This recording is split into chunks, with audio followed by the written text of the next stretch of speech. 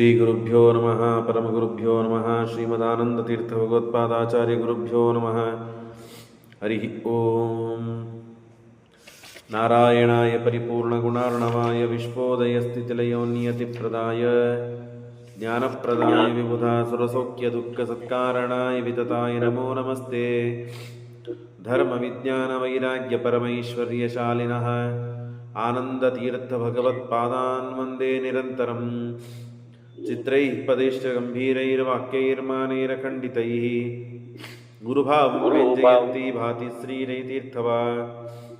ನವಮಿನ್ಯಾಯ ಸುಧಾಧಿಕೃಜ್ಜಯ ಮುನೀನ್ ಶ್ರೀಪಾದರಾಟ್ಸನ್ಮಣೀನ್ ವ್ಯಾಸಾರ್ಯಾನ್ ವಿವಿಧಾಗಮಾಬ್ಧಿವಿಹರಾನ್ ಶ್ರೀವಾದಿರಾಜಾನಪಿ ವಂದೇ ಹಂಸವರಾನ್ ರಘುತ್ತಮಗುರುನ್ ವೈದದ್ಯವಾರಾನಿಧೀನ್ ಶ್ರೀ ಸತ್ಯವ್ರತರಾಘವೇಂದ್ರ ಮುನಿಪಾನ್ ಸದ್ಬೋಧ ಸದ್ಧ್ಯಾನಪಾನ್ ವಿದ್ಯಾಯಾಂ ವಿಬುಧಾಚಾರ್ಯಂ ವೇದಜ್ಞಾನಾಬ್ಧಿಚಂದಿರಂ ದುರ್ಮತಧ್ವಾಂತಮಾರ್ತಂಡಂ ಸತ್ಯಧ್ಯಾನಮುನಿಂ ಭಜೆ. ಸತ್ಯಾಭಿಜ್ಞಕರಾಬ್ಜೋತ್ಥಾನ್ ಪಂಚಾಶದ್ವರ್ಷಪೂಜಕಾನ್ ಸತ್ಯಪ್ರಮೋದತೀರ್ಥಾರ್ಯಾನ್ ನೌಮಿನ್ಯಾಯ ಸುಧಾರತಾನ್. ಶಾಸ್ತ್ರೇಷು ಪಾರದೃಶ್ವಾನಂ ಶಾಸ್ತ್ರಜ್ಞೇಷು ಚ ವತ್ಸಲಂ ದೀನಭಕ್ತೋದ್ಧಾರಕರಂ ಸತ್ಯಾತ್ಮಾನಂ ಗುರುಂ ಭಜೆ. ವಿದ್ಯಾಪೀಠವಿದಾತಾರಂ ವಿದ್ಯಾವಾರಿಧಿಚಂದಿರಂ ವಿದ್ಯಾರ್ಥಿವತ್ಸಲಂ ವಂದೇ ಮಹಾಮಹಿಮಸದ್ಗುರುಂ. ಆಪಾದಮೌಲಿಪರ್ಯಂತಂ ಗುರುಣಾಂ ಆಕೃತಿಂ ಸ್ಮರೇತ್ ತೇನ ವಿಘ್ನಾಃ ಪ್ರಣಶ್ಯಂತಿ ಸಿದ್ಧ್ಯಂತಿ ಚ ಮನೋರಥಾಃ. ಶ್ರೀ ಗುರುಭ್ಯೋ ನಮಃ ಹರಿ ಓಂ. ಪರಮಾತ್ಮನ ಅವತಾರವಾಗಬೇಕಾಗಿದೆ. ಕೃಷ್ಣನ ಅವತಾರವಾಗಕ್ಕಿಂತ ಮುಂಚೆ ಎಲ್ಲ ರಾಮಾಯಣದಲ್ಲಿ ರಾಮಾವತಾರದಲ್ಲಿ ಮತ್ತು ಹಿಂದೆ ದೇವಾಸುರ ಸಂಗ್ರಾಮವಾಯಿತು. ಆ ಕಾಲದಲ್ಲಿ ಇದ್ದಂತಹ ಅಸುರರು ಮತ್ತು ದೇವತೆಗಳು ಎಲ್ಲರೂ ಭೂಮಿ ಮೇಲೆ ಅವತಾರ ಮಾಡಿ ಭೂಭಾರ ಹರಣ ಮಾಡಬೇಕಾಗಿದೆ. ಹಾಗಾಗಿ ಎಲ್ಲ ದೇವತೆಗಳು ಅವತಾರ ಮಾಡೋದನ್ನು ನೀವು ಕೇಳ್ತಾ ಇದ್ದೀರಿ. ಇನ್ನು ಮುಂದೆ ದೇವತೆಗಳು ಭೀಮಾರ್ಜುನರು, ಧರ್ಮರಾಜ, ನಕುಲ ಸಹದೇವರು, ಸ್ವಯಂ ಪರಮಾತ್ಮ ಕೃಷ್ಣ, ಬಲರಾಮ ಇವರೆಲ್ಲ ಅವತಾರ ಮಾಡೋರಿದ್ದಾರೆ. ಈಗ ಬಂದದ್ದು ಕರ್ಣ. ತಾನು ಕುಂತಿದೇವಿ ಆ ದುರ್ವಾಸರ ಸೇವೆಯನ್ನು ಮಾಡಿ, ಹಂಸರವರು ಮಹಾ ತಪಸ್ವಿಗಳು 13 ವರ್ಷಗಳ ಕಾಲ ತಾವು ತಪಸ್ಸನ್ನು ಸೇವೆಯನ್ನು ಕುಂತಿದೇವಿ ಮಾಡಿದ್ದಕ್ಕೆ ಪೃಥಾ ಅವರಿಂದ ಮಂತ್ರೋಪದೇಶವನ್ನು ಪಡಿತಾಳೆ. ದೇವವಶ್ಯಗಂ, ದೇವತೆಗಳು ವಶವಾಗುವಂತಹ ಮಂತ್ರದು, ಭಾರಿ ಸಾಮರ್ಥ್ಯ. ಅಷ್ಟು ತಪಸ್ಸು ಮಾಡಿದ್ದಕ್ಕಾಗಿ ಆ ವರವನ್ನು ಪಡೆದ್ಲು. ಆಗ ಟೆಸ್ಟ್ ಮಾಡೋದಕ್ಕಾಗಿ, ಪರೀಕ್ಷೆ ಮಾಡೋದಕ್ಕಾಗಿ ಮೊದಲಿಗೆ ಸೂರ್ಯನನ್ನು ಕಾಣಿಸಿದ ಮೇಲೆ ಸೂರ್ಯ ಕಂಡ. ಮೇಲೆ ನೋಡಿದ್ಲು, ದೇವತೆ ಯಾರಿದ್ದಾರೆ, ಸೂರ್ಯ ಕಂಡ. ಸೂರ್ಯ ಬಾ ಅಂತ ಕರೆದು ಬಂದವನೇ ಬಂದು ಮತ್ತು ಸಂತಾನವನ್ನು ಕೊಟ್ಟು ಹೊಗೆ ಬಿಟ್ಟಿದ್ದಾನೆ. ಬಹಳೆಲ್ಲ ಮಾತಾಗ್ತದೆ, ಅದೆಲ್ಲ ಕೇಳಿದ್ದೀರಿ ನೀವು. ಆಗ ಅವನಿಗೆ ಹಿಂದೆ ತನ್ನ ಅಣ್ಣನ ಸಂಹಾರ ಮಾಡಿದ ಪಾಪದಿಂದ ಸಹಸ್ರವರ್ಮ ಎಂಬ ಅಸುರ ಕವಚದಂತೆ ತನ್ನನ್ನು ಆವರಿಸಿ ಬಿಡುತ್ತಾನೆ. ಅಸ್ತ್ರಶಸ್ತ್ರಗಳ ಘಾತ ನಮಗಾಗಬಾರದು ಅಂತ ಯುದ್ಧಕ್ಕೆ ಹೋಗಬೇಕಾದಾಗ ಮೈ ಮೇಲೆ ಕವಚವನ್ನು ತೊಟ್ಟುತ್ತೇವಲ್ಲ, ಹಾಗೆ ಸಹಸ್ರವರ್ಮ ಅಂತನ್ನುವ ದೈತ್ಯ ಈ ಕರ್ಣನಿಗೆ, ಅಂದರೆ ಈ ಹುಟ್ಟಿದ ಕರ್ಣನಿಗೆ ಕವಚದಂತೆ ತೊಟ್ಟುತ್ತಾನೆ. ಅವನು ಮತ್ತೆ ಹಿಂದೆ ರಾಮನ ಸೇವೆ ಮಾಡಿದ್ದಾನೆ. ಹಾಗಾಗಿ ಪರಮಾತ್ಮನ ಸನ್ನಿಧಾನವೂ ಇದೆ. ಸುದರ್ಶನೀಯ ಕರ್ಣತಃ, ಒಳ್ಳೆಯ ಕಿವಿಗಳಿದ್ದರಿಂದ ಅವನಿಗೆ ಕರ್ಣ ಅಂತ ಹೆಸರಿಟ್ಟಿದ್ದಾರೆ. ಮತ್ತೊಂದು ಕಡೆಗೆ ಹೇಳುತ್ತಾರೆ, ಮತ್ತು ನರಕಾಸುರನ ಆವೇಶನೂ ಅವನಲ್ಲಿ ಇತ್ತು, ಅಂಶನಿಗಿತ್ತು. ಹಾಗಾಗಿ ಇಬ್ಬಿಬ್ಬರು ದೈತ್ಯರು. ಹಾಗಾಗಿ ಪಾಂಡವರ ದ್ರೋಹ, ದ್ರೌಪದಿಯ ಅವಮಾನ ಇತ್ಯಾದಿಗಳಲ್ಲಿ ತಾನು ಬಹಳ ಆಸಕ್ತನಾಗಿದ್ದ. ನದಿ ಪ್ರವಾಹದಿಂದ ಹರಿತ ಅವನನ್ನು ಬಿಟ್ಟುಬಿಟ್ಲು ಜನಾಪವಾದ ಭೀತಿಯಿಂದ. ಕೊನೆಗೆ ಎಲ್ಲ ನದಿ ದಾಟಿ ಕೊನೆಗೆ ಗಂಗಾ ನದಿಗೆ ಬಂದಿದ್ದಾಳೆ, ಹಸ್ತಿನಾವತಿಗೆ. ಅಲ್ಲಿ ಒಬ್ಬ ಅಧಿರಥ ಅಂತನೋ ಸೂತ. ಆ ಸೂತ ಈ ಮುತ್ತು ರತ್ನ ಬಂಗಾರದಿಂದ ತುಂಬಿದ ಡಬ್ಬಿ, ಆ ಡಬ್ಬಿಯಲ್ಲಿದ್ದ ಕೂಸನ್ನು ತೆಗೆದುಕೊಂಡು ಸಮೃದ್ಧೋ ನಿಖಿಲಾಹ ಶ್ರುತಿ ಅಧಿಗಜೌ ಸರ್ವಾಣಿ ಶಾಸ್ತ್ರಾಣಿ ಬೆಳೆಸ್ತಾನೆ ಅವನು ಅಧಿರಥ. ಇವನಿಗೆ ವಸುಷೇಣ ಅಂತೂ ಹೆಸರಿದೆ. ಯಾಕೆ ವಸು ಅಂತಂದರೆ ಸಂಪತ್ತು. ಆ ಸಂಪತ್ತಿನಲ್ಲಿ ಇವನು ಸಿಕ್ಕಿದ್ದಾನೆ, ಇವನ ಜೊತೆಗೆ ಸಂಪತ್ತು ಸಿಕ್ಕಿದೆ. ಆದದ್ದರಿಂದಾಗಿ ಇವನಿಗೆ ವಸುಸೇಣ ಅಂತೂ ಹೆಸರಿದೆ. ಎಲ್ಲ ಶಾಸ್ತ್ರಗಳನ್ನು, ಯದ್ಯಪಿ ವಿದುರಾದರೂ ಆಯಿತು, ಕರ್ಣನಾದರೂ ಆಯಿತು. ಯದ್ಯಪಿ ಇವರು ಸೂತರು, ಶೂದ್ರರಲ್ಲಿ ಹುಟ್ಟಿದವರು, ಶೂದ್ರ ಪರಿಪಾಲನೆ ಮಾಡಿದವರು, ಆದರೂ ಇವರು ದೇವತೆಗಳೇ ಆದದ್ದರಿಂದ ವೇದಾಧ್ಯಯನ ಮಾಡ್ತಾರೆ. ಅಧಿಕಾರ ಇದೆ, ಹುಟ್ಟಿದಾರಭ್ಯ ಇವರಿಗೆ ಆ ಅಧಿಕಾರ ಇರ್ತದೆ. ದೇವತೆಗಳಾದದ್ದರಿಂದ ವೇದಾಧ್ಯಯನವನ್ನು ಮಾಡಿದ್ದಾರೆ. ಹಾಗಾಗಿ ಅದನ್ನು ಶ್ರೀಮದಾಚಾರ್ಯ ತಿಳಿಸಿಕೊಡುತ್ತಾರೆ. ಬಾಲ್ಯಾದೇವ ಮಹಾಬಲಃ ನಿಜಗುಣೈ ಸಂಭಾಸಮಾನೋ ವಸನ್ ನಾಮ್ನಾಸೋ ವಸುಷೇಣ ತಾಂ ಅಗಮದತ್ ಅಸ್ಯಾದಿಶ ಮಧ್ಯಮ ತದ್ವಸು. ಹಾಗಾಗಿ ಹುಟ್ಟಿದಾರಭ್ಯ ಬಾಲ್ಯದಿಂದಲೇ ಮಹಾಪರಾಕ್ರಮ ಪಡೆದವನು ಯಾರು? ಕರ್ಣ. ಅತ ಕುಂತಿ ದತ್ತಾ ಸಾ ಪಾಂಡೋ ಸೋಪೇತವತಾ ಚಿರಂ ರೇಮೆ ಶೂದ್ರ್ಯಾಂ ಜಾತಾ ವಿದರೋ ಅವಹತ ಆರುಣೀಂ ಗುಣಾಢ್ಯಾಂ ಸಹ. ಪಾಂಡುರಾಜನು ಮದುವೆಯಾದದ್ದನ್ನು ಹೇಳ್ತಾರೆ. ಹಾಗೇನೆ ಧೃತರಾಷ್ಟ್ರ ತಾನು ಹಿಂದೆ ಮದುವೆಯಾದದ್ದು ಗಾಂಧಾರಿ ಜೊತೆಗೆ ಹೇಳಿದರು. ಅವನ ಶಕುನಿಯನ್ನು ಕೂಡ ತಿಳಿಸಿಕೊಟ್ರು. ಇನ್ನು ಪಾಂಡುರಾಜನ ಮದುವೆಯನ್ನು ಹೇಳುತ್ತಾರೆ. ಇನ್ನು ವಿದುರನ ಮದುವೆಯನ್ನು ಹೇಳುತ್ತಾರೆ. ಶೂರಸೇನ ತಾನು ಶೂದ್ರ ಕನ್ಯೆಯಲ್ಲಿ ಸಂಗ ಮಾಡಿ ಅವಳಲ್ಲಿ ಒಬ್ಬ ಸಂತಾನವನ್ನು ಪಡೆದಿದ್ದ. ಯಾರು? ಶೂರಸೇನ, ವಸುದೇವನ ತಂದೆ. ಅವನಲ್ಲಿ ಹುಟ್ಟಿದ್ದವಳು ಆರುಣಿ ಅಂತನವಳು ದಾಸಿ. ದಾಸಿ ಪುತ್ರಿ, ಶೂದ್ರ ದಾಸಿಯಲ್ಲಿ ಹುಟ್ಟಿದವಳು ದಾಸಿ. ಆ ದಾಸಿಯನ್ನು ವಿದುರ ತಾನು ಮದುವೆ ಮಾಡಿಕೊಳ್ತಾನೆ. ಅಂದರೆ ಏನರ್ಥ? ಈ ಆರುಣಿನೂ ಕೂಡ ಕೃಷ್ಣನಿಗೆ ಸೋದರತ್ತೆ ಇದ್ದಂತೇನೆ. ಶೂದ್ರದಾಸಿಯಲ್ಲಿ ಮತ್ತೆ ಹುಟ್ಟಿ ಬಂದವಳು ಅಷ್ಟೇ. ಶೂರಸೇನನ ಅಂದ್ರೇನು? ವಸುದೇವನ ತಂಗಿ ಇದ್ದಂತೇನೆ. ಹೇಗೆ ದೇವಕಿಯೋ ಹಾಗೆ ಇವಳು ಕೂಡ. ಅಥ ಚಾರ್ತಯಾ ನಾಮ ಮಾದ್ರೇಶಃ ಶಲ್ಯ ಶಕ್ರತುಲ್ಯ ಪುತ್ರಾರ್ಥಿ ಕನ್ಯಾರತ್ನಂ ಚೇಚ್ಚಕ್ರೆ ಬ್ರಾಹ್ಮಂ ತಪೋವರಂ ಚಾಪ. ಇಷ್ಟರೊಳಗೆ ತಾನು ಉತ್ತಮ ಸಂತಾನವನ್ನು ಪಡಿಬೇಕು ಅಂತ ಹೇಳಿ ತಾನು ತಪಸ್ಸು ಮಾಡ್ತಾ ಇದ್ದಾನೆ. ಆಗ ಹುಟ್ಟಿದವರೇ ಯಾರು? ಶಲ್ಯ ಮತ್ತು ಮದ್ರರಾಜಶ್ಚ ವೀರ್ಯವಾನ್ ಚತುರ್ಥಃ ಕೀಚಕಸ್ತೇಷಾಂ ಅಂತ ನಾವು ಕೇಳ್ತೇವಲ್ಲ. ಭೀಮಶ್ಚ ಬಲಭದ್ರಶ್ಚ ಮದ್ರರಾಜಶ್ಚ ವೀರ್ಯವಾನ್. ಮದ್ರರಾಜ ಅಂದರೆ ಶಲ್ಯ. ಆ ಮದ್ರರಾಜ ತಾನು ಅಂದರೆ ಆ ಶಲ್ಯನ ತಂದೆ ತಾವು ತಪಸ್ಸು ಮಾಡಿ ಈ ಶಲ್ಯನನ್ನು ಪಡಿಬೇಕು. ಅವನ ಹೆಸರೇನು? ಋತಾಯನ ಅಂತ ಅವನ ಹೆಸರು.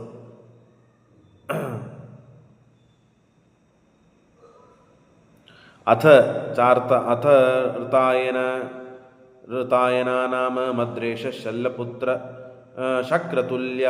ಇಂದ್ರನ ಸಮಾನನಾದ ಮಗನಾಗಬೇಕು ನನಗೆ.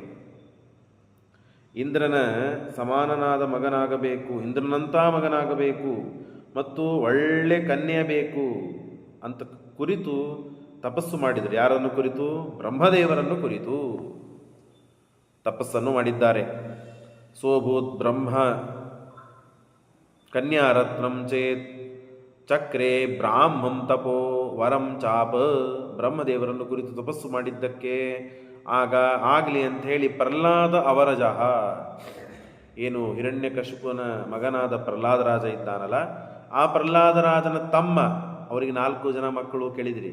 ಪ್ರಹ್ಲಾದ, ಸಂಲಾದ, ಆಹ್ಲಾದ ಅಂತ 3-4 ಜನ ಮಕ್ಕಳನ್ನು ಕೇಳಿದ್ದೀರಿ.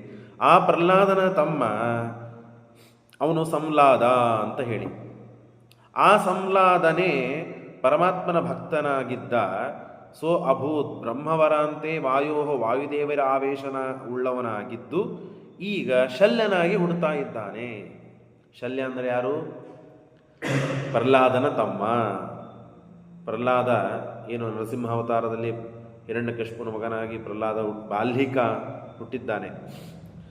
ಆ ಬಾಲ್ಹಿಕನ ತಮ್ಮ ಯಾರು? ಸಂಲಾದ.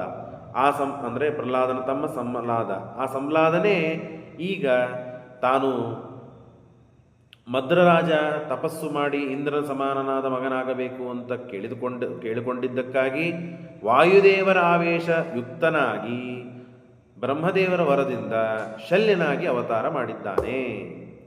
ಮತ್ತು ಕನ್ಯಾರತ್ನ ಬೇಕು ಅಂತ ಹೇಳಿದ್ದು. ಆ ಕನ್ಯಾರತ್ನ ಯಾರು ಅಂದರೆ ಮಾದ್ರಿ.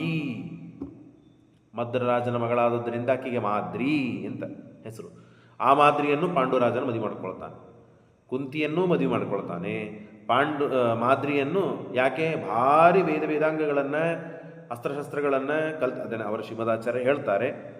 ಆ ಮಾದ್ರಿಯೂ ಕೂಡ ನೋಡ್ರಿ, ಸಮಾರುತಾವೇಶ ವಶಾತ್ ಪೃಥಿವ್ಯಾಂ ಬಲಾದಿಕೋ ಶಲ್ಯ ಅಂದರೆ ಭಾರಿ ಪರಾಕ್ರಮ. ಭೀಮಸೇನ ದೇವರ ತರವಾಯ ಜಗತ್ತಿನಲ್ಲಿ ಭಾರಿ ಶ್ರೇಷ್ಠ ಪರಾಕ್ರಮವುಳ್ಳವರು ಅಂದರೆ ಯಾರು ಅಂದರೆ ಧೃತರಾಷ್ಟ್ರ ಕೋಟ್ ಮಾಡ್ತಾನೆ. ಇವ ದುರ್ಯೋಧನ ತಾನು ಆರಿಸಿ ಹೇಳ್ತಾನೆ, ಭಾರಿ ಬಲಿಷ್ಠರಾದವರು ಯಾರು ಗೊತ್ತಾ ಜಗತ್ತಿನಲ್ಲಿ? ಭೀಮಶ್ಚ ಬಲಭದ್ರಶ್ಚ. ಮದ್ರರಾಜ ಯಾರು? ಶಲ್ಯ. ಬಲಭದ್ರ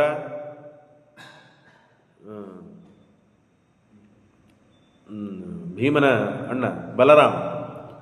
ಆಮೇಲೆ ಶಲ್ಯ. ಚತುರ್ಥಃ ಕೀಚಕ. ನಾಲ್ಕನೇದವನು ಕೀಚಕ.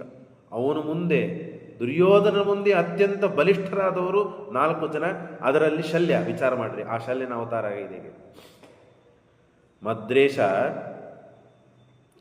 ಮದ್ರೇಶನಾದವನು ಅವನ ತಂದೆ ತಾನು ಪ್ರಾರ್ಥನೆ ಮಾಡಿ ಇಂದ್ರನ ಸಮಾನ ನನಗೆ ಮತ್ತು ಋತುಯಾನ ಅಂತ ಅವನ ಹೆಸರು. ಅವನು ಇಂದ್ರನ ಸಮಾನ ಮಗನ ಬೇಕು ಅಂತಂದಿದ್ದಕ್ಕೆ, ಯದ್ಯಪಿ ಇಂದ್ರ ಸಮಾನ ಮಗನಾದ ಮಾತ್ರಕ್ಕೆ ಬಲಿಷ್ಠನಾಗ್ತಾ ಇದ್ದಿಲ್ಲ ಅವನು. ಮತ್ತೆ ಎದಕ್ಕೆ ಬಲಿಷ್ಠನಾದದ್ದು ಎದಕ್ಕೆ? ವಾಯುದೇವರ ಆವೇಶ ಇದ್ದದ್ದಕ್ಕೆ ಬಲಿಷ್ಠನಾದ. ಭಾರಿ ಶಲ್ಯ ಅವನು. ಸಶಲ್ಯೋ ನಾಮ ಅಖಿಲ ಶತ್ರು ಶಲ್ಯ. ಶಲ್ಯ ಅಂತ ಅವನಿಗೆ ಹೆಸರು ಯಾಕೆ ಬಂತು ಗೊತ್ತಾ? ಶಲ್ಯ ಅಂತ ಶಬ್ದಕ್ಕೇನು? ಈಟಿ ಅಂತ ಕರೀತಾರಲ್ಲ ಅಸ್ತ್ರಗಳಲ್ಲಿ. ಖಡ್ಗ, ಈಟಿ, ಬಾಣ ಇವೆಲ್ಲ ಹೆಸರುಗಳು. ಆ ಈಟಿ ಅಂತ ಕರೀತಾರೆ. ಶಲ್ಯ ಅಂತಲೂ ಸಂಸ್ಕೃತಕ್ಕೆ ಕನ್ನಡದಲ್ಲಿ ಈಟಿ ಅಂತ ಕರೀತಾರೆ. ಅದು ಚೂಪಿರ್ತದೆ ನೋಡ್ರಿ. ಅದು ಅಷ್ಟು ಶತ್ರುಗಳಿಗೆ ತಾನು ಚೂಪಾಗಿ ಈಟಿಯಾಗಿದ್ದ ಅವನು. ಹಾಗಾಗಿ ಅವನಿಗೆ ಶಲ್ಯ ಅಂತ ಹೆಸರು. ಅವನ ಮುಂದೆ ಯಾರೂ ನಿಂದಿರಲಿಕ್ಕೆ ಆಗ್ತಿದ್ದಿಲ್ಲ. ಅಂಥ ಪರಾಕ್ರಮಿ. ಶಲ್ಯಶ್ಚ ನಾಮ್ನ ಅಖಿಲ ಶತ್ರುಶಲ್ಯೋ ಬಭೂವ ಕನ್ಯಾಸ್ಯ ಚ ಮಾದ್ರಿನಾಮ್ನಿ. ಸಾ ಪಾಂಡುಭಾರ್ಯೇವ ಚ ಪೂರ್ವಜನ್ಮನಿ ಅಭೂತ್ ಪುನಶ್ಚ ಪ್ರತಿಪಾದಿತಾಸ್ಮೈ. ಅವಳು ಹಿಂದಿನ ಜನ್ಮದಲ್ಲಿ ಪಾಂಡವನ ಹೆಂಡತಿಯೇ ಆಗಿದ್ಳು. ಹಾಗಾಗಿ ತಾನು ಮತ್ತೇನಪ್ಪ ಅಂತಂದರೆ ಶಲ್ಯಶ್ಚ ರಾಜ್ಯಂ ಪಿತೃದತ್ತಂ ಅಂಜಹ ಜುಗೋಪ. ಶಲ್ಯ ಅತ್ಯಂತ ಶ್ರೇಷ್ಠವಾಗಿ ರಾಜ್ಯವನ್ನು ಆಳ್ತಾ ಜುಗೋಪ ಧರ್ಮೇಣ ಸಮಸ್ತ ಶಾಸ್ತ್ರ ಅರ್ಥವಿತ್ ಅಥಾಂಗನ ರತ್ನಮವಾಪ್ಯ ತದ್ವಯಂ ಪಾಂಡುಸ್ತು ಭೋಗಾನ್ ಬುಭುಜೇ ಯಥೇಷ್ಟತಃ.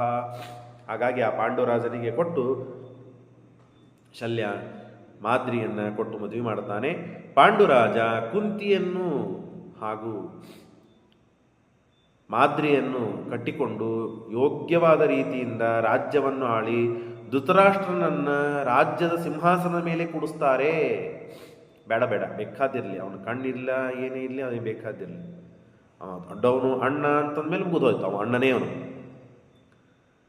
ಇದನ್ನೆಲ್ಲ ನಾವು ಅರ್ಥ ಮಾಡಿಕೊಳ್ಬೇಕು. ಪಾಂಡುರಾಜ ಎಷ್ಟರ ಮಟ್ಟಿಗೆ ಧೃತರಾಷ್ಟ್ರನ ಮೇಲೆ ಭಕ್ತಿ ಮಾಡ್ತಾ ಇದ್ದ. ಅಣ್ಣನ ಮೇಲೆ ಸಿಂಹಾಸನ ಮೇಲೆ ಕೂಡಿಸಿ ಭೀಷ್ಮರು ಇದ್ದರು ಮತ್ತು ಪಾಂಡುರಾಜ ಇದ್ದ.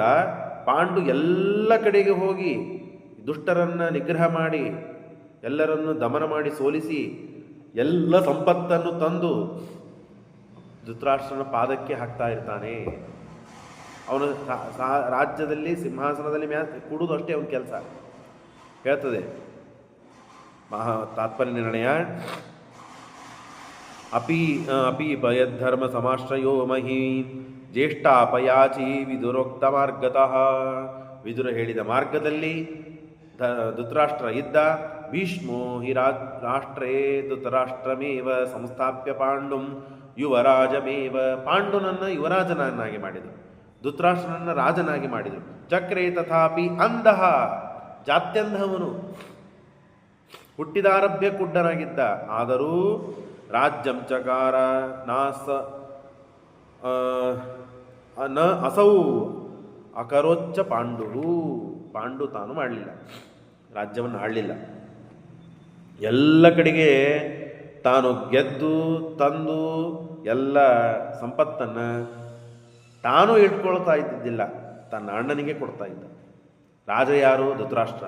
ಎಷ್ಟು ಪ್ರಾಮಾಣಿಕತನದಿಂದ ಬೇಕಾ, ಅವನು ಕಣ್ಣು ಇದ್ದಿದ್ದೇ ಇಲ್ಲ ಅವನಿಗೆ, ತಾನು ಗಳಿಸಿದ್ದು ಅವನಿಗೆ ಕೊಡಬೇಕಾಗೂ ಇಲ್ಲ. ತನ್ನ ಮನೆಯಲ್ಲೇ ಇಟ್ಟುಕೊಂಡು ತನ್ನ ಮಕ್ಕಳು ಹೆಂಡತಿಗೆ ತಾನು ಭೋಗಕ್ಕಾಗಿ ಮಾಡ್ಬೋದಾಗಿತ್ತು, ಮಾಡಲಿಲ್ಲ. ರಾಜ್ಯದಲ್ಲಿಯೂ ತನಗೆ ಸ್ಥಾನ ಕೊಟ್ಟ, ಅವನೇ ರಾಜನಾಗಲಿ ಅಂತ ಹೇಳಿ. ಅಷ್ಟೇ ಅಲ್ಲದೇನೆ ಸಂಪಾದಿಸಿದ ಎಲ್ಲ ಸಂಪತ್ತನ್ನು ತನ್ನ ಅಣ್ಣನ ಪಾದಕ್ಕೆ ಹಾಕಿ ತಾನು ವಿನೀತನಾಗಿ ಇದ್ದ. ಭೀಷ್ಮರಿಗೂ ಹಾಗೆ ವಿನೀತನಾಗಿದ್ದ, ಧೃತರಾಷ್ಟ್ರನಿಗೂ ವಿನೀತನಾಗಿದ್ದ, ದೊಡ್ಡವರಿಗೆ ವಿನೀತನಾಗಿದ್ದ. ಆದರೆ ಏನು ಮಾಡಬೇಕು? ಕರ್ಮಧರ್ಮ ಸಂಯೋಗ. ಅವನಿಗೆ ಕಾಡಿಗೆ ಹೋಗಬೇಕು ಅಂತ ಅಪೇಕ್ಷೆ ಆಯಿತು. ಕಾಡಿಗೆ ಹೋಗಿ ರಾಜ್ಯಭಾರವನ್ನೆಲ್ಲ ಚೆನ್ನಾಗಿ ಮಾಡಿಕೊಂಡು ಭೋಗಗಳನ್ನು ಮಾಡಿದ್ದಕ್ಕೆ ಸ್ವಲ್ಪ ದಿವಸ ನಾನು ಕಾಡಿಗೆ ಹೋಗಿ ಬರಬೇಕು ಅಂತ ವಿಚಾರ ಮಾಡಿದ. ಆಗ ಅಷ್ಟರೊಳಗೆ ಮತ್ತೊಂದು ಘಟನೆ ಆಗ್ತದೆ. ಇವರೆಲ್ಲ ವೇದವ್ಯಾಸ ದೇವರು ಹೇಳ್ತಾರೆ, ಇನ್ನು ಮೇಲೆ ನಿನ್ನ ಮಕ್ಕಳಲ್ಲಿ ಪರಸ್ಪರವಾಗಿ ಕೌರವರಿಗೆ ಪಾಂಡವರಿಗೆ ಜಗಳ ಆಗ್ತದೆ, ಇದೆಲ್ಲ ಆಗ್ತದೆ, ನಿನ್ನ ಕೈಯನ್ನು ನೋಡಿ ಸಹನೆ ಮಾಡಿಕೊಳ್ಳಿಕ್ಕೆ ಆಗೋದಿಲ್ಲ, ಹಾಗಾಗಿ ನೀನು ನನ್ನ ಜೊತೆ ನಡೆದು ಬಿಡು ಅಂತ ಹೇಳಿ ಸತ್ಯವತಿಯನ್ನು ತನ್ನ ಆಶ್ರಮಕ್ಕೆ ಕರೆದುಕೊಂಡು ಹೋಗ್ಬಿಡ್ತಾರೆ, ಬದರಿಕಾಶ್ರಮಕ್ಕೆ. ಅಷ್ಟೇ ಅಲ್ಲದೇನೆ ತನ್ನ ಸೊಸೆಯಂದಿರಿಗೂ ಅಂಬಿಕಾ ಅಂಬಾಲಿಕಾ ಅವರನ್ನು ಕರೆದುಕೊಂಡು ಹೋಗಿಬಿಡ್ತಾರೆ. ಯಾರು? ವೇದವ್ಯಾಸದೇವರು ಅವರನ್ನು ಕರೆದುಕೊಂಡು ಹೋಗಿಬಿಡ್ತಾರೆ. ನಡ್ರಿ ಇಲ್ಲಿಂದ, ನೀವು ಇಲ್ಲಿ ನೋಡ್ಲಿಕ್ಕಾಗೋದಿಲ್ಲ. ನೈಷಾ ವಿರೋಧೇ,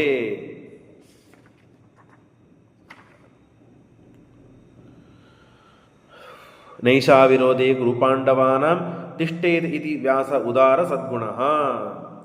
ಈ ವಿರೋಧವನ್ನು ನೋಡಿ ನಿಮಗೆ ಸಹನ ಮಾಡಲಿಕ್ಕಾಗೋದಿಲ್ಲ, ಹಾಗಾಗಿ ಸ್ವಮಾತರಂ, ತನ್ನ ತಾಯಿಯನ್ನು, ಸ್ವಾಶ್ರಮವೇವ ನಿನ್ನೆ ಸ್ನುಷೇ, ಸ್ನುಷ ಅಂದರೆ ಸೊಸೆ, ಆ ಇಬ್ಬರು ಆದದ್ದರಿಂದ ದ್ವಿವಚನ, ಅವರಿಬ್ಬರನ್ನು ಕರೆದುಕೊಂಡು ಹೋಗಿ ತಸ್ಯ ಯಯತು ಹುಸ್ಮತಾಂ ಅನು. ಮತ್ತು ಅಷ್ಟೇ ಅಲ್ಲದೆ ಆ ವಿದುರನ ತಾಯಿಯೂ ಕೂಡ ಅವರನ್ನು ಅವಲಂಬಿಸಿ ಹಿಂಬಾಲಿಸಿ ಹೋಗ್ಬಿಡ್ತಾಳೆ, ಆಶ್ರಮಕ್ಕೆ ಹೋಗ್ಬಿಡ್ತಾಳೆ. ಸುತೋಕ್ತ ಮಾರ್ಗೇಣ, ವೇದವ್ಯಾಸದೇವರು ಏನು ಹೇಳಿದ್ದಾರೋ, ಏನು ಉಪದೇಶ ಮಾಡಿದ್ದಾರೋ ಆ ಮಾರ್ಗದಲ್ಲೇನೆ ವಿಚಿಂತ್ಯತಂ ಹರಿಂ ಸುತಾತ್ಮನ, ಯದ್ಯಪಿ ಮಗನಾಗಿದ್ದರೂ ಮಗನಲ್ಲವ, ಅನಂತ ಗುಣಪೂರ್ಣ, ದೋಷದೂರ, ಜಗಜ್ಜನ್ಮಾದಿ ಕಾರಣ ಇತ್ಯಾದಿಗಳನ್ನು ಚಿಂತನೆ ಮಾಡ್ತಾ ಬ್ರಹ್ಮತಯ ಚ ಸಾ ಯಯೌ ಏನು ಮಾಡಿದರು? ಪರಂಪದಂ ವೈಷ್ಣವಮೇವ ಕೃಷ್ಣ ಪ್ರಸಾದತ ಸ್ವರ್ರಿ ಯಯತು ಸುಶೇಚ, ತಮ್ಮ ಯೋಗ್ಯತಾನುಸಾರವಾಗಿ ಆಯಾ ಲೋಕವನ್ನು ಪಡೆದಿದ್ದಾರೆ, ದೇಹವನ್ನು ಬಿಟ್ಟು. ಮಾತಾ ಚ ಸಾ ವಿದುರಸ್ಯಾಪಿ ಲೋಕಂ, ವಿದುರನ ತಾಯಿಯಾದವಳು ಕೂಡ ಲೋಕಂ ವೈರಿಂಚಮನ್ವೇವ ಗತ ಅಂಬಿಕಾ ಸತಿ ವ್ಯಾಸಪ್ರಸಾದ ಸುತ ಸದ್ಗುಣೈಶ್ಚ ಕಾಲೇನ ಮುಕ್ತಿಂ ಚ ಜಗಾಮ ಸನ್ಮತಿ. ಅವರವರ ಕಾಲಕ್ಕೆ ಅವರವರ ಸಾಧನಕ್ಕೆ ಅನುಗುಣವಾಗಿ ಅವರವರಿಗೆ ಆಯಾ ಸ್ಥಾನವನ್ನು ಮುಕ್ತಿಯನ್ನು ಪರಮಾತ್ಮ ಕೊಟ್ಟಿದ್ದಾನೆ. ಇಷ್ಟಾಯಿತು. ಅಂಬಾಲಿಕಾಪಿ ಕ್ರಮಯೋಗಾತ್, ಅಂಬಿಕಾ ಅಂಬಾಲಿಕಾ ಮತ್ತವರೆಲ್ಲ ಯಥಾ ವಿಷ್ಣು ಪರಶ್ಚಿದಾತ್ಮನ ತಥಾ ಖ್ಯಸ್ಯ ಗತಿ ಪರತ್ರ.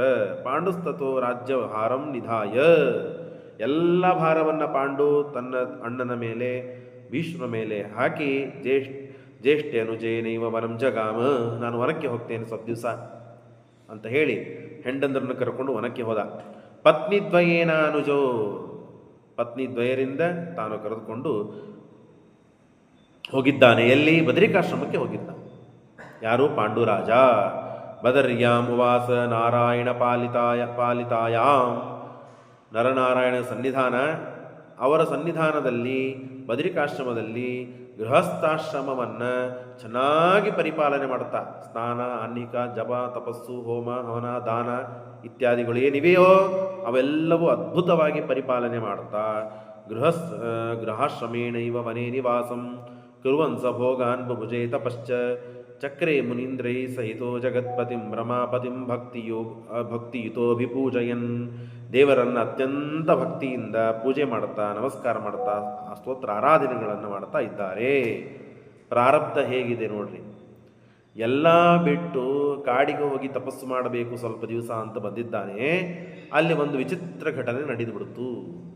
ಏನು ವಿಚಿತ್ರ ಘಟನೆ ಆಯಿತು? ಸಕಾಮತಃ ಹರಿಣತ್ವಂ ಪ್ರಪನ್ನ ದೈವಾನ್ ಋಷಿಂ ಗ್ರಾಮ್ಯ ಕರ್ಮಾನುಷಕ್ತಂ ವಿದ್ವಾ ಶಾಪಂ ಪ್ರಾಪ ತಸ್ಮಾ ಸ್ತ್ರೀಯ ಯುಂಗ್ ಮರಿಷಿತ್ತೇವ ಬಭೂವ ಚಾರ್ತಃ. ಇವನು ಅಸ್ತ್ರಶಸ್ತ್ರಗಳ ಪ್ರಯೋಗದಲ್ಲಿ ಭಾರಿ ಕುಶಲ. ಹಾಗಾಗಿ 2 ಜಿಂಕೆಗಳು, ಹೆಣ್ಣು ಗಂಡು ಜಿಂಕೆಗಳು ಮತ್ತು ಆರಾಮಾಗಿ ವಾಸ ಮಾಡ್ತಾ ಒಂದು ಕಡೆಗೆ ಇವೆ. ಇವನು ಪಾಪ ಏನು ಅವನಿಗೆ ಗೊತ್ತಿದೆಯೋ ಗೊತ್ತಿಲ್ಲೋ ಅಂತ ವಿಚಾರ ಮಾಡದೇನೆ ಅವು 2 ವಿಹಾರವನ್ನು ಮಾಡುವಂತಹ ಜಿಂಕೆಗಳು ಅವುಗಳಿಗೆ ಬಾಣ ಬಿಟ್ಟು ಕೊಂದು ಹಾಕಿಬಿಡ್ತಾನೆ. ಬಾಣ ಬಿಟ್ಟು ಅವು ಯಾವುದು ಅಂತಂದರೆ ಕಿಂದಮರು ಅಂತನೋ ಋಷಿಗಳು. ಆ ಕಿಂದಮ ಅಂತನೋ ಋಷಿ ತಾವು ಜಿಂಕೆಗಳಾಗಿ, ಹೆಣ್ಣು ಗಂಡು ಜಿಂಕೆಗಳಾಗಿ ವಿಹಾರ ಮಾಡ್ತಿರ್ತಾರೆ. ಬಾಣ ಹೊಡೆದದ್ದಕ್ಕೆ ನಾನು ಸ್ತ್ರೀ ಸಂಘವನ್ನು ಮಾಡುವಾಗ ನೀನು ಬಂದು ವಿಘ್ನ ಮಾಡಿ ನಮಗೆ ತೊಂದರೆ ಕೊಟ್ಟು, ಹಾಗಾಗಿ ನೀ ಏನಾದರೂ ತಪ್ಪಿ ಯಾರ ಸ್ತ್ರೀ ಜೊತೆಗೆ ಸಂಘ ಮಾಡಿದೆ ಅಂತಾದರೆ ನೀನು ಸತ್ತು ಹೋಗ್ತೀಯಾ ಅಂತ ಶಾಪ ಕೊಟ್ಟು ತತ್ತರಿಸಿ ಹೋಗ್ಬಿಟ್ಟ. ನಡಿಗೆ ಹೋದವನು. ಸಕಾಮತೋ ಹರಿಣಿತ್ವಂ ಪ್ರಪನ್ನಂ ದೇವಾತ್ ಋಷಿಂ ಗ್ರಾಮ್ಯ ಕರ್ಮಾನುಷಕ್ತಂ ವಿದ್ವಾ ಶಾಪಂ ಪ್ರಾಪ ತಸ್ಮಾ ಸ್ತ್ರೀಯ ಯುಂಗ್ ಮರಿಷಿತ್ತೇವ ಬಭೂವ ಚಾರ್ತಃ. ಆಯ್ತು, ಶಾಪ ಅಂತೂ ಸಿಕ್ಬಿಡ್ತು. ಶಾಪ ಅಂತೂ ಸಿಕ್ತು. ಇನ್ನೇನು ಮಾಡಬೇಕು ಅಂತ ವಿಚಾರ ಮಾಡ್ತಾ ಇದ್ದಾನೆ. ಬಂದು ತಾನು ಹೇಳ್ತಾನೆ, ಆಯ್ತು ನಾನು ಸನ್ಯಾಸಿ ಆಗ್ತೇನೆ, ಇನ್ನು ಯಾಕೆ ಸ್ತ್ರೀ ಸಂಘ ಮಾಡಿದರೆ ನಾನು ಸತ್ಯ ಹೋಗ್ತೇನೆ ಅಂತ ಶಾಪ ಕೊಟ್ಬಿಟ್ಟಿದ್ದಾರೆ ಕಿಂದಮರು, ಅವರಿಗೆ ನಾನು ತೊಂದರೆ ಕೊಟ್ಟಿದ್ದಕ್ಕಾಗಿ ಅಂತಂದಾಗ ಆಗ ಕುಂತಿ ಹೇಳ್ತಾಳೆ, ಇಲ್ಲ ನಮ್ಮ ಜೊತೆಗೆ ಇಡು, ನಮ್ಮನ್ನು ಸಂಘ ಮಾಡಬೇಡ, ನಮ್ಮನ್ನು ಮುಟ್ಟಬೇಡ, ದೂರಾಗಿದ್ದು ನೀನು ಸನ್ಯಾಸ ತಗೊಳ್ಳುವ ಅಗತ್ಯವಿಲ್ಲ ಅಂತ ಹೇಳಿ ಸಮಾಧಾನ ಮಾಡ್ತಾಳೆ. ಆಯಿತು ಅಂತ ಅಲ್ಲೇ ತಾವು ವಾಸ ಮಾಡ್ತಾ ಪಾಂಡು ಅಲ್ಲೇ ವಾಸ ಮಾಡ್ತಾ ಇರ್ತಾನೆ. ನ್ಯಸಿಷ್ಣುರುಕ್ತ ಪೃತಯಾಸನೇತಿ ನೇತಿ ಬೇಡ ತಗೋಬೇಡ.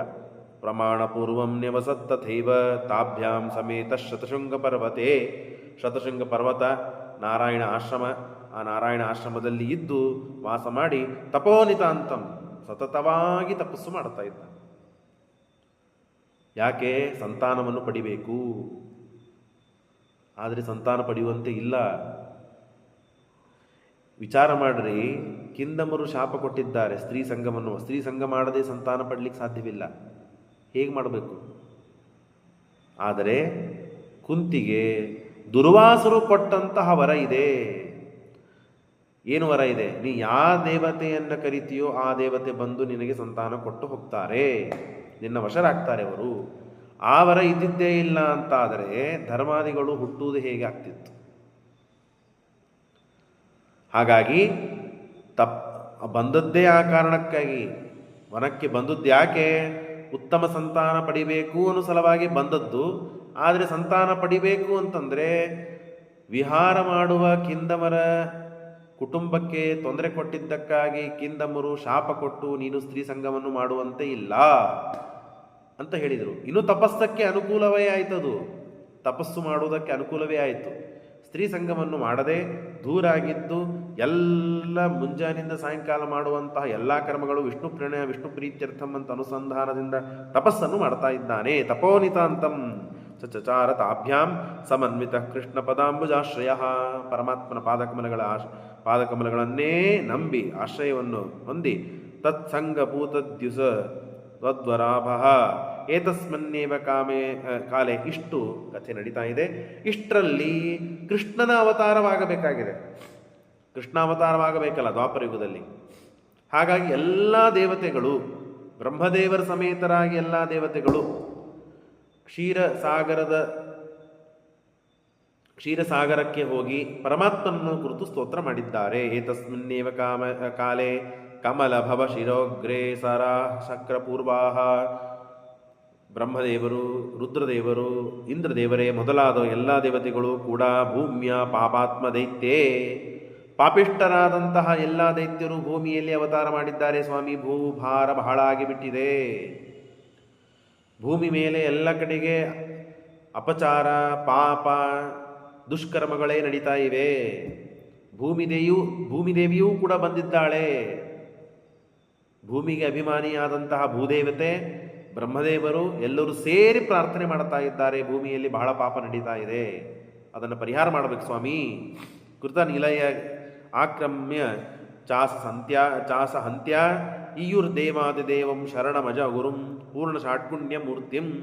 ಪೂರ್ಣ ಎಲ್ಲ ಗುಣಗಳಿಂದ ಪೂರ್ಣನಾದ ಭಗವಂತನನ್ನ ಕ್ಷೀರಾಬ್ದೋ ಕ್ಷೀರಸಾಗರದಲ್ಲಿ ನಾಗಶೇಯೇ ಶೇಷಶಾಹಿಯಾದಂತಹ ಪರಮಾತ್ಮ ಕ್ಷೀರಸಾಗರದಲ್ಲಿ ಶೇಷಶಾಹಿಯಾಗಿ ಮಲಗಿದ್ದಾನೆ ಪರಮಾತ್ಮ. ಆ ಪರಮಾತ್ಮನನ್ನ ಸ್ತೋತ್ರ ಮಾಡ್ತಾ ಇದ್ದಾರೆ. ಊಚುಃಪರಂ ಪುರುಷಮೇನ ಮನಂತ ಶಕ್ತಿಂ ಸೂಕ್ತೇನ. ಪುರುಷ ಸೂಕ್ತದಿಂದ ದೇವರನ್ನ ಸ್ತೋತ್ರ ಮಾಡಿದರು. ಸಹಸ್ರ ಶೀರ್ಷ ಪುರುಷ ಸಹಸ್ರಾಕ್ಷ. ಪುರುಷ ಸೂಕ್ತ ಎಲ್ಲ ವೇದಗಳಿಗೆ ಮುಖ್ಯವಾದದ್ದು. ಹಾಗಾಗಿ ದೇವರನ್ನು ಅಭಿಷೇಕ ಮಾಡಬೇಕಾದಾಗ ಯಾವಾಗಲೂ ಪುರುಷ ಸೂಕ್ತದಿಂದಲೇ ಅಭಿಷೇಕ ಮಾಡಬೇಕು. ಸ್ತೋತ್ರ ಮಾಡುವಾಗ ದೇವರನ್ನು ಪುರುಷ ಸೂಕ್ತದಿಂದಲೇ ಸ್ತೋತ್ರ ಮಾಡಬೇಕು ಅಂತ ತಿಳಿಸಿಕೊಡುವಂತಹ ಎಲ್ಲ ಘಟನೆಗಳು. ಸೂಕ್ತೇನ ತೇ ಅಬ್ಜಜ ಮುಖ್ಯ ಅಪಿ ಪೌರುಷೇಣ ಸ್ತುತ್ವಾಧರ ಅಸುರ ವಕ್ರಮಣಾತ್ ಪರೇಶ ಖಿನ್ನಾಯತೋ ಹಿ ವಿಮುಖಾಸ್ತವತೇತಿ ಪಾಪಾಹ. ಸರಿ, ಆಗ ದೊಡ್ಡದಾದ ಒಂದು ಮತ್ತೇನಂತಂದರೆ ಇತಿಹಾಸವನ್ನು ಹೇಳ್ತಾರೆ. ದೇವರು ಹುಟ್ಟುಕ್ಕಿಂತ ಮುಂಚೆ ಹಿಂದೆ ಆದ ಒಂದು ದೊಡ್ಡದಾದ ದೇವಾಸುರ ಸಂಗ್ರಾಮ, ದೇವತೆಗಳಿಗೆ ಹಾಗೂ ಅಸುರರಿಗೆ ಆದಂತಹ ದೊಡ್ಡದಾದ ಒಂದು ಯುದ್ಧ, ಭಾರಿ ವಿಚಿತ್ರವಾದ ಯುದ್ಧ. ಅದರಷ್ಟು ದೊಡ್ಡ ಯುದ್ಧನೇ ಆಗಿಲ್ಲ ಜಗತ್ತಿನಲ್ಲಿ. ಅಷ್ಟು ದೊಡ್ಡ ಯುದ್ಧ, ಸಂಖ್ಯೆಗಳನ್ನು ಹೇಳ್ತಾರೆ. ಆ ಸಂಖ್ಯೆಯನ್ನು ನಾವು ಕೋಟ್ ಮಾಡಲಿಕ್ಕೂ ಆಗುವುದಿಲ್ಲ, ಅಷ್ಟು ದೊಡ್ಡದಾದ ಯುದ್ಧ. ಆ ಯುದ್ಧದಲ್ಲಿ ಕಾಲನೇಮಿ, ವಿಪ್ರಚಿತ್ತಿ ಇತ್ಯಾದಿಗಳು ಮಹಾಮಹಾಸುರರು ಇರ್ತಾರೆ. ವಿಪ್ರಚಿತ್ತಿಯನ್ನು ವಾಯುದೇವರು ಸಂಹಾರ ಮಾಡಿಬಿಡ್ತಾರೆ. ಆದರೆ ಕಾಲನೇಮಿಯನ್ನು ಸಂಹಾರ ಮಾಡಬೇಕು ಅಂತಂದರೆ ಕಾಲನೇಮಿ ಅವನ ಸ್ವರೂಪ ಹೇಳ್ತಾರೆ. ವರಾದಜೇನ ವಿಧಾತುರೇವ ಸುರೋತ್ತಮಾಂಸ್ತೇನ ಶರೇರ್ನಿಪಾತಿತಾನ್ ನಿರೀಕ್ಷ ಶಕ್ರಂಚ ವಿಮೋಹಿತಂ ಧೃತಂ ನ್ಯವಾರಯತ್ತಂ ಪವನಶ್ಚರೋಗೈಃ ಅಸ್ತ್ರಾಣಿ ತಸ್ಯಾಸ್ತ್ರವರೇರ್ನಿವಾರ್ಯ ಚಿಕ್ಷೇಪ ತಸ್ಯೋರು ಕಾಂಚನಿಂ ಗದಾಂ ವಿಚೂರ್ಣಿತೋಸೋ ನಿಪಪಾದ್ ತಮೇರೋ ಮಹಾಬಲೋ ವಾಯುರ ಬಲಾಭಿನುನ್ನಃ. ಅಥ ಅನಂತರದಲ್ಲಿ ಅಸಾದ ಆಶುಚ ಕಾಲನೇಮಿ ಸ್ವದಾಜ್ಞೆಯ. ವಿಪ್ರಚಿತ್ತಿಯನ್ನು ಸಂಹಾರ ಮಾಡಿದರು, ಕಾಲನೇಮಿಯನ್ನು ವಾಯುದೇವರು ಸಂಹಾರ ಮಾಡಲಿಲ್ಲ. ಯಾಕೆ? ವರ ಇದೆ ಅವನಿಗೆ, ಬ್ರಹ್ಮದೇವರ ವರ ಇದೆ, ಪರಮಾತ್ಮನೇ ಬಂದು ಸಂಹಾರ ಮಾಡಬೇಕು. ಅವನಿಗೇನು 1000 ತಲೆಗಳು ಕಾಲನೇಮಿಗೆ, 2000 ಕೈಗಳು, ಒಂದು ಹುಳದಂತೆ ಇದ್ದವನು. ವಿಚಾರ ಮಾಡ್ರಿ, 1000 ತಲೆಗಳು ಅಂತಂದರೆ ಎಷ್ಟು ದೊಡ್ಡ ದೇಹ ಇರಲಿಕ್ಕಿಲ್ಲ. ಒಂದು 2000 ಕೈಗಳು ಇವೆ ಅವನಿಗೆ. ಕಾಲನೇಮಿ ಸ್ತದಾಜ್ಞೆಯ ಯಸ್ಯ ವರಂ ದದೋಪುರ. ನಿನ್ನ ಆಜ್ಞೆಯಿಂದ ಹಿಂದೆ ವರವನ್ನು ಕೊಟ್ಟಿತ್ತು. ಸರ್ವೇ ರಜಯತ್ವಮಜೋ ಸುರಃ ಸಹಸ್ರ ಶೀರ್ಷಃ. ಸಹಸ್ರ ಅಂದರೆ 1000 ತಲೆಗಳು, ದ್ವಿಸಹಸ್ರ ಬಾಹುಯುಗ್ ಅಂತ 2000 ಕೈಗಳಿಂದ ಕೂಡಿದಂತಹ ವಿಪ್ರಚಿತ್ತಿ. ಆ ವಿಪ್ರಚಿತ್ತಿಯನ್ನು ಭಗವಂತ ಬಂದು ಸಂಹಾರ ಮಾಡಿದ್ದಾನೆ, ಕಲಿಯನ್ನು ಸಂಹಾರ ಮಾಡಿದ್ದಾನೆ. ಆ ಎಲ್ಲ ದೈತ್ಯರು ಪುನಃ ಮತ್ತೆ ಈಗ ಹುಟ್ಟುವ ವಿಚಾರ ಮಾಡಿದ್ದಾರೆ, ಹುಟ್ಟಿದ್ದಾರೆ. ಎಷ್ಟೋ ಜನ ರಾಮಾವತಾರದಲ್ಲಿ ಯಾರು ಅಸುರರಾಗಿದ್ದಾರೋ ಅವರೆಲ್ಲರೂ ರಾಜರಾಗಿ ಅವತಾರ ಮಾಡುವ ವಿಚಾರ ಮಾಡ್ತಾ ಇದ್ದಾರೆ. ಭೂಮಿ ಮಹಾಭಾರಗೊಂಡಿದೆ ಪಾಪದಿಂದ, ಪಾಪಿಷ್ಟರೇ ತುಂಬಿ ಹೋಗಿ ತುಳುಕಿತಾ ಇದೆ. ಹಾಗಾಗಿ ಕೃಷ್ಣ, ಭಗವಂತ ನೀನು ಬಂದು ಅವತಾರ ಮಾಡಬೇಕು ಅಂತ ಹೇಳಿ ಎಲ್ಲ ದೇವತೆಗಳು ಪ್ರಾರ್ಥನೆಯನ್ನು ಮಾಡ್ತಾ ಇದ್ದಾರೆ. ಶ್ರೀಕೃಷ್ಣಾರ್ಪಣಮಸ್ತು.